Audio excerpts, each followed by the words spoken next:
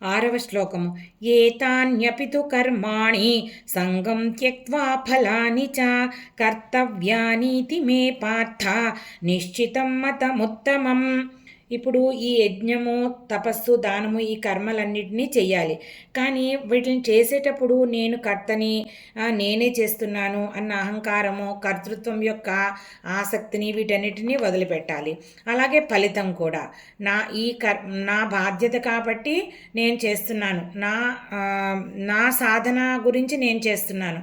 అంతేగాని ఈ ఫలితం కావాలి, ఇది రాలేదని బాధపడడం ఇవన్నీ లేకుండా కర్మ ఫలితాలను పూర్తిగా త్యాగం చేయాలని చెప్తున్నారు.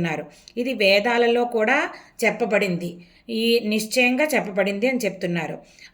దానినే నేను సమర్థిస్తున్నాను, నా అభిప్రాయం కూడా అదేను అని చెప్తున్నారనమాట.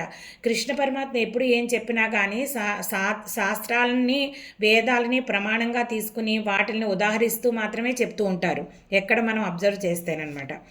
7వ శ్లోకము. నియతస్య తు సన్యాసః కర్మణో నోపపద్యతే మోహాత్తస్య పరిత్యాగః తామసః పరికీర్తితః.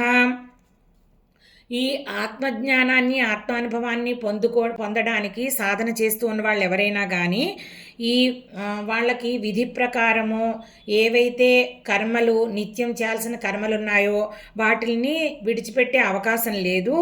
ఒకవేళ ఎవరైనా కానీ కర్మ ఫలితాలను త్యాగం చేయడము ఏమిటి, కర్మ త్యాగం చేయడం ఏంటి అర్థం చేసుకోలేక అజ్ఞానంతో, అవివేకంతో ఆ ఫలత్యాగం కంటే, అంటే ఫలాలను త్యాగం చేయడము సాధన చేయకుండా దానికి ముందే ఫలత్యాగం చేసే ఒక విజ్ఞతని సాధించడానికి ముందే గనక కర్మత్యాగం చేస్తే అలాంటి త్యాగాన్ని తమోగుణం కలవాళ్ళు చేసే త్యాగంగా చెప్తున్నారంటే కేవలం తమోగుణం కలవాళ్ళు మాత్రమే ఇలాంటి త్యాగం చేస్తారు అని చెప్తున్నారనమాట. 8వ శ్లోకము. దుఃఖమిత్యేవ యత్కర్మ కాయక్లేశ భయాత్యజేత్ సకృత్వా రాజసం త్యాగం నైవ త్యాగ ఫలం లభేత్. కొంతమందికి ఈ రెండూ తెలుసు. కర్మత్యాగం, కర్మ సన్యాసం చేయడం ఏంటి, ఫలత్యాగం చేయడం ఏంటి, రెండిటి వివేకం ఉన్నప్పటికీ కూడా ఏదన్నా రకరకాల కష్టాలు, అది ఆ కష్టం కలుగుతుందేమో, ఈ కష్టం కలుగుతుందేమో అని చెప్పి ముందే భయంతో ఈ పని చేస్తే మళ్ళీ కర్మబంధంలో చిక్కుకుంటామేమో మనము, ఈ డిఫరెన్స్ తెలిసినప్పటికీ ఎలా చెయ్యాలో ఆ చేయడంలో సరిగా చేస్తామో లేదో అన్న భయంతో కానీ, లేకపోతే వేరే రకాల భయాలతో కానీ ముందే అంటే ఫలితాలను త్యాగం చేసే పరిణితి సాధించకుండా ముందే కర్మ సన్యాసం చేస్తూ ఉంటారు. అలాంటి త్యాగాన్ని ఏంటంటే రజోగుణజన్యమైన త్యాగం అంటారు. ఇది రాజస త్యాగం అవుతుంది. ఈ త్యాగం వల్ల లభించిన ఏ రకమైన ఉపయోగం ఉండదు, వాళ్ళకి మోక్షసిద్ధి కలగదు అని చెప్తున్నారనమాట. 9వ శ్లోకము. కార్యమిత్యేవ యత్కర్మ నియతం క్రియతే అర్జున సంగం త్యక్త్వా ఫలం చైవ సత్యాగః సాత్వికో మతః. ఇంకా ఈ నిత్యకర్మలకి ఫలితమైన చిత్తశుద్ధి, మనం నిత్యకర్మలు చేయడం వల్ల మనం అనుకున్నాం కదా, కర్మ ఫలితాలను త్యాగం చేస్తూ చేస్తూ వెళితే ఆ ప్రాక్టీస్ వల్ల చిత్తశుద్ధి ఏర్పడుతుంది, దాని మీద కోరిక ఉండదు. అలాగే నేను చేస్తున్నాననే కర్తృత్వ అహంకారం కూడా ఉండదు. ఇది నా కర్తవ్యం కనుక నా ద్వారా జరిగిపోతున్నాయి ప్రకృతి సహజ సిద్ధంగా, నేను కర్తని కాదు అని తెలుసుకుని ఈ భావంతో ఎవరైనా వాళ్ళ నియమిత కర్మల్ని ఆచరిస్తూ ఉంటే గనక అటువంటి కర్తృత్వ త్యాగాన్ని ఏమంటారు, కర్తృత్వ త్యాగము దానితో కూడా ఫలత్యాగము రెండూ చేశారు కాబట్టి ఇది సాత్వికమైన త్యాగం అవుతుందయ్యా అని చెప్తున్నారు. ఇటువంటి త్యాగం ఎవరు చేయగలరు, ఈ విచక్షణ ఉన్న సత్వగుణ ప్రధానులే చేయగలరు అనమాట.